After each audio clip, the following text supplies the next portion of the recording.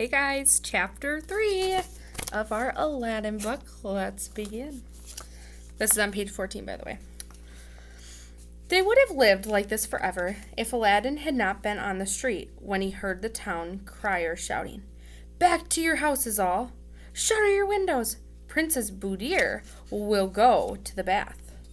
No one was allowed to see the Sultan's daughter without her veil. Aladdin hid himself behind the wall of the boathouse, eager to see the princess's face. When he came by with her servants, Aladdin was so struck by her beauty, he vowed he would marry her. Oh, how cute. "Have you lost your senses?" cried his mother, when he told her his plans. Smart lady. "Only my heart," Aladdin replied. "Take this silver tray from our meal and load it with fruit from the cavern. Wrap it carefully in rags and take it to the Sultan to ask for his daughter's hand in marriage." A sultan is someone who's like pretty high up in the ranking back when this book kind of took place. Though she grumbled that a tailor's wife would never be allowed to see the Sultan, Aladdin's mother piled the tray with gleaming jewels and wrapped it in rags. The Sultan's guards would have thrown her out, but the Sultan was curious as to what was hidden inside the bundle. He ordered Aladdin's mother into his hall. Aladdin's mother bowed low, holding up the rag bundle, which was scarcely distinguishable from her clothing, meaning the rags kind of looked like how she dressed. "Sultan, my son begs for your daughter's hand in marriage." The Sultan burst out laughing. "Even if I allowed it, my daughter would be insulted to live with someone as poor as your son. But before I toss you out, unwrap your bundle and show me what you have brought." Aladdin's mother unwrapped the package, and the enormous jewels glittered in the sunlight of the hall. The Sultan's jaw fell open as he admired a gold pair, for he had never seen such treasures. "I am very impressed. Perhaps your son is worthy after all.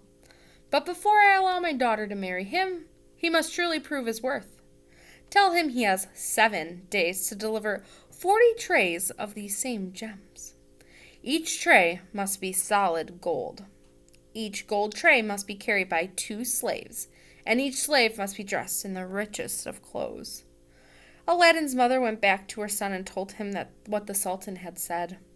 Aladdin laughed, for the power of the lamp could get him anything. Instantly, the genie produced a train of 80 slaves carrying gold trays and jewels. A crowd gathered to watch them march to the Sultan's palace behind Aladdin's enraged mother. "Again you have impressed me," the Sultan said. But I must know that he will keep my daughter happy, because happiness is important when you get married. Tell your son to have a splendid palace ready for her by the end of the week." In a flash, Aladdin ordered the genie to build a magnificent palace in the garden across from the Sultan's window. The genie even ran a soft red carpet from the door of Aladdin's palace to the door of the Sultan's. Aladdin himself, dressed in the finest silk, rode to the Sultan's door on a horse more beautiful than any of the Sultan's stables. "It would be unfair to my daughter if I did not allow her to marry such a worthy man," said the Sultan.